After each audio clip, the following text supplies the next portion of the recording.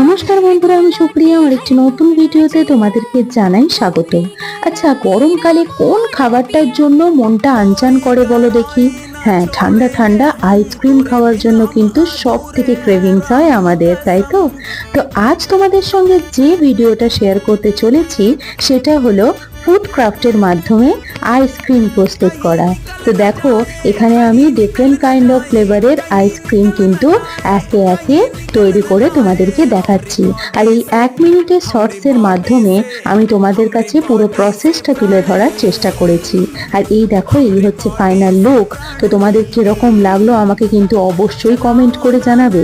যদি ভালো লাগে লাইক করবে, শেয়ার করবে এবং এরকমই নিত্য নতুন ভিডিও দেখার জন্য চ্যানেলটিকে সাবস্ক্রাইব করবে। আমার তো আইসক্রিম এত বানিয়ে এত ক্রেভিংস এসেছে যে আমাকে একটা আইসক্রিম অলরেডি খেতেই হয়েছে। যদি ভালো লাগে লাইক করো, শেয়ার করো, সাবস্ক্রাইব করো।